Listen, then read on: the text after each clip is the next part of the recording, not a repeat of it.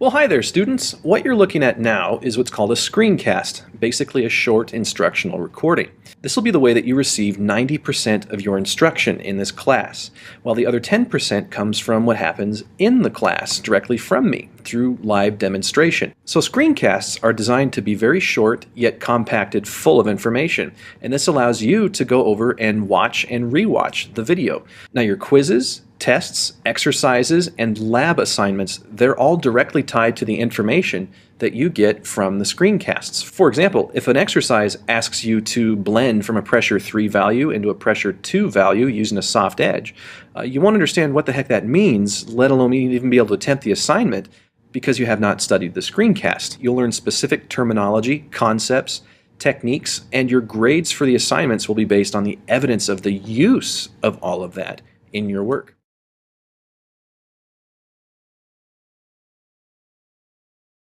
Theodore Roosevelt said it best, with self-discipline, most anything is possible. And self-discipline means holding off on what you want to do in order to get done what you need to do. This will often determine the difference between success and failure. Success stories in my class have been those who have passed the course, and they are those who have blocked time away outside of class in order to receive their instruction and study. 100% of every failure in my class has always been related to not receiving the instruction. Those who've chosen not to study. Here's a little schedule template for you. It's a great tool for you to block in your time and plan your day out. This is an example of everybody's schedule. Yellow is when school is, but everybody's got a different life. You might have a job, you might be in activities, you might not be in activities. Here's an example of a student that does not have any activities. Their days are pretty much the same from day to day. They get up, they get to school, they go and do the whole school thing, they travel home, and then they might be able to have a 2-hour block of their study time. Now that 2 hours is for every class. I'm not saying you have to spend 2 hours on mine. They then have their dinner time, and then afterward the whole night's open for them. They do their chores or their fun time after that, and they hit the sack. This student goes to bed early. You might go to bed late. It's entirely up to you. Here's an example of a student who takes about an hour or more to get to school in the morning. You can see that they don't have as much opportunity in the evening, all right? But it's not a waste of time traveling. You know, they can do their study time on the bus, but they've still got time blocked, as you can see, in the evening for their study and their homework. They've just got less time for fun and chores, and they might be going to bed a little later to make it work. Here's an example of a student that has either a job or is involved in activities. And you can see, I just did the first 2 days of the week. You can see it's pretty hectic and crazy. One day has some time reserved for study and homework.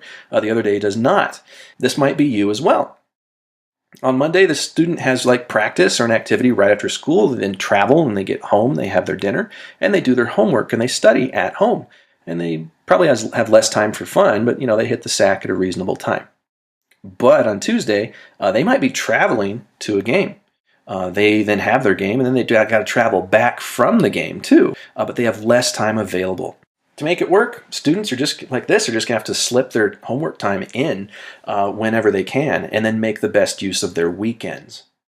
But in my class in particular, sometimes you can have a homework assignment as often as 3 days a week. So ask yourself, is this class a fit for you? And your ability to have time blocked aside will be able to answer that question for you.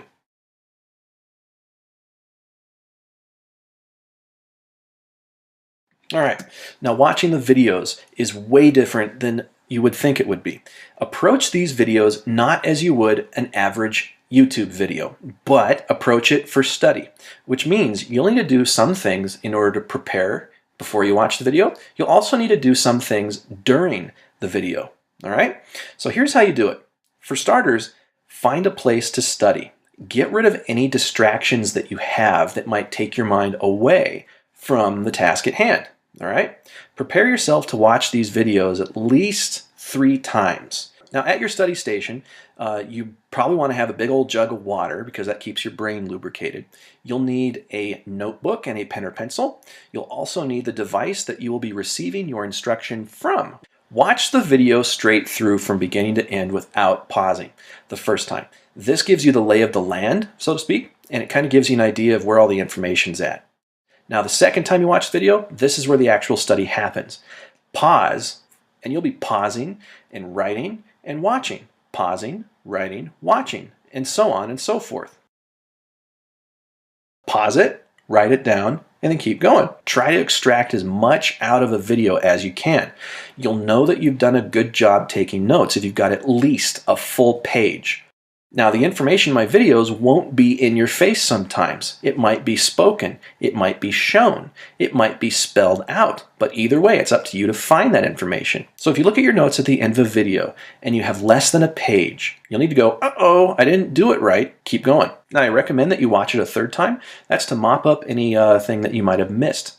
And then you answer the questions at the end of the video as your homework assignment and turn it in the following day. Now, taking notes like this and studying like this, not only does it help you learn, but it gives you an advantage in class because you can use those notes during your quizzes. Also, it's a requirement to take notes because I do periodic note checks that are worth points in the gradebook. So your grade is directly tied to what goes on in this process. And just a reminder, this is just kind of the way the class works.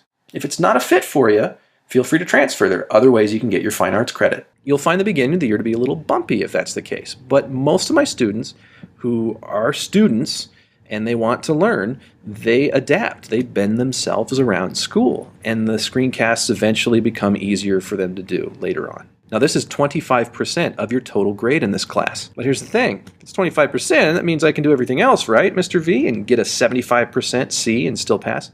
No. How can you do the assignments if you don't even know how? Now, you'll also likely find yourself going back to these videos very often since, they're fundamentals, they're fundamental skills, and we use those skills throughout the year. You might need to go back and brush up every now and then. So if you ever need to brush up, the instruction is always there and it's pre-recorded. So let's talk about that other 10% of when you get that instruction. That's when I demo in class. And then I show you different and creative ways to apply the technique, or different ways to strategize, problem solve, and plan. Now, these demos will also be recorded in class and posted on the internet for you to view, and that's great if you've missed school and you need to catch up on that.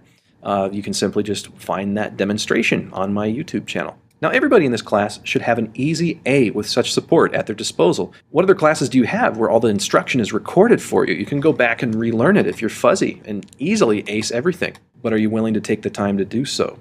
So here's the question I get a lot. Mr. V, can I watch the screencast in class? Well, class time is lab time. Homework is learning time.